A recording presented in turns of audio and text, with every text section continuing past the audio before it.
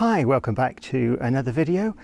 Today I'm in Derbyshire at Middleton-by-Youlgreave, a little village with an interesting story to tell. We'll have a quick look around the village, find the particular thing I'm looking for, and then share the story with you. Let's get going. This village is quite small. The population in 2011, and I don't think it'll be many more since then, was just 137. It's mainly a farming village, as you'll see as we're walking round now. The parish comprises of 1,195 hectares. Much of the village was renovated by Thomas Bateman in the 1820s, a man who purchased the village. And here we come to the square, just enough room to turn around a coach and 4 horses, and today enough room for the weekends when coaches bring visitors.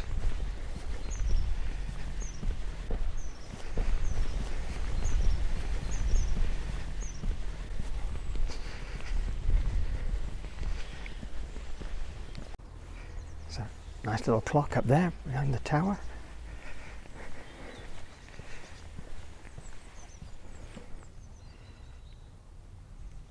It's a beautiful old area, isn't it? Swing around, little old barn there. The church, St Michael and All Angels, was restored in 1899. According to Kelly's Directory of 1912, it had been disused for a little while before that. I can't find the age of the build, but it doesn't look particularly old compared to many churches in the area. And the clock is just a little fast.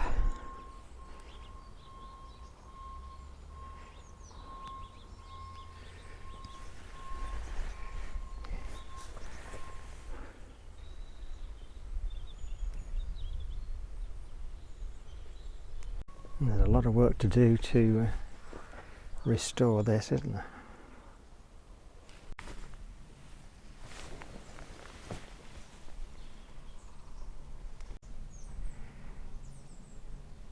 Now here in the children's park is the feature I've come to see. This is in memory of the crew of the Wellington bomber, RAF number BJ652, which crashed at Smerhill on January the 21st, 1944. All 6 crew, who were Australians, were killed in the crash. I'll tell you a little bit about the story about that. And the plane flew over this village very low before crashing into an outcrop of rock. Very sadly, all 6 lost their lives.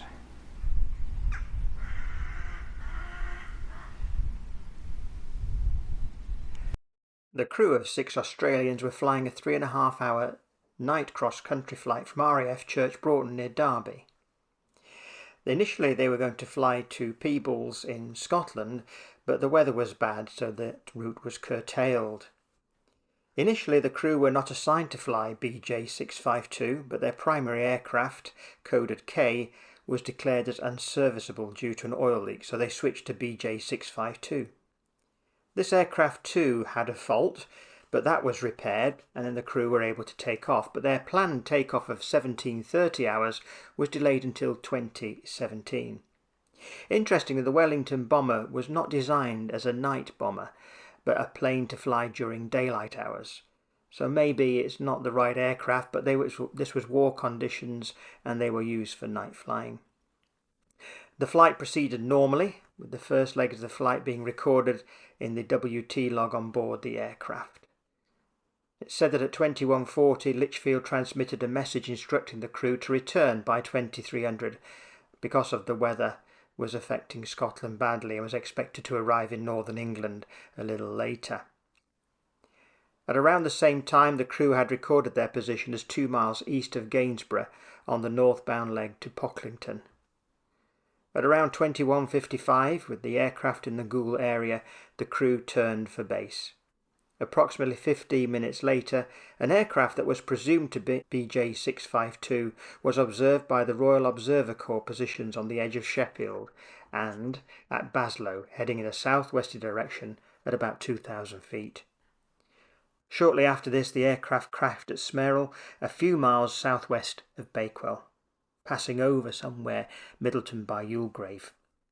The aircraft had flown into a rock outcrop and was completely destroyed.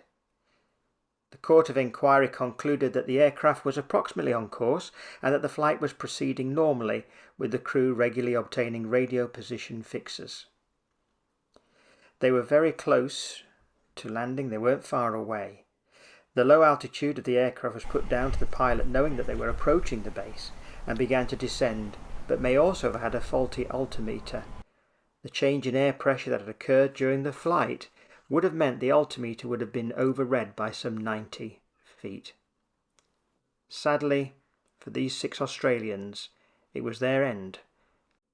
The village wanted this memorial and arranged for it to be put up just to remember this crew of the Wellington bomber BJ-652. Before we continue our village tour, this is the crew of BJ-652.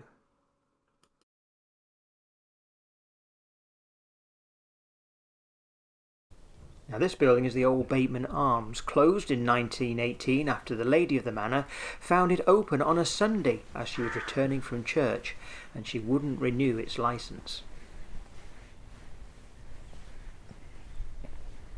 Thomas Bateman acquired Middleton Hall at the end of the 18th century. Now he was a merchant during the American Civil War and he was attending a meeting in Manchester to discuss the shortage of cotton. It's said that he overheard someone say that 4 ships laden with cotton were due into the Mersey. Now, leaving his hat behind to avoid any suspicion, he left the meeting and hurried quickly to Liverpool, and he bought the complete cargo, making himself a very rich man.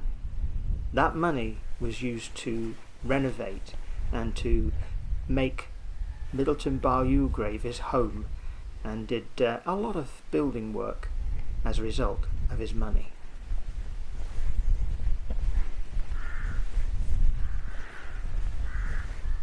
Thomas Bateman was a nonconformist, and therefore he had the chapel built, what you're going to see in a little while as we go down this road. So look out for that very soon.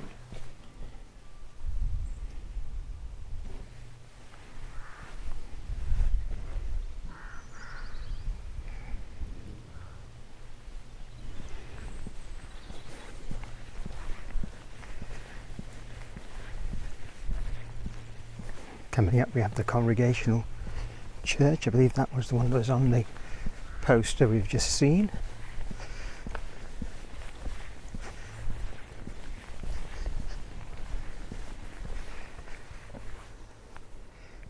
There's some incredibly old cottages around here.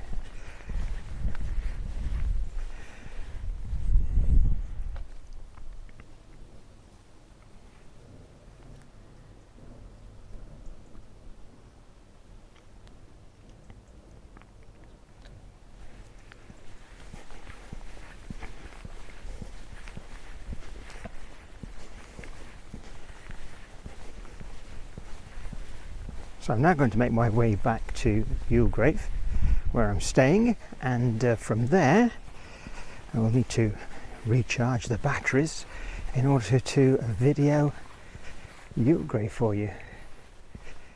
1826. We have the date up there.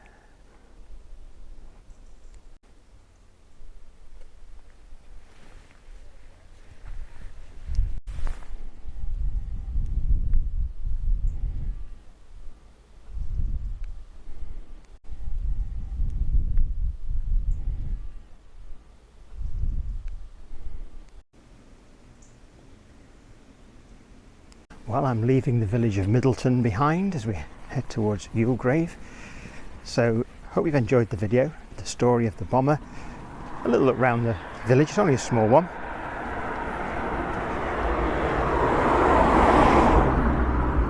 So please do become a subscriber.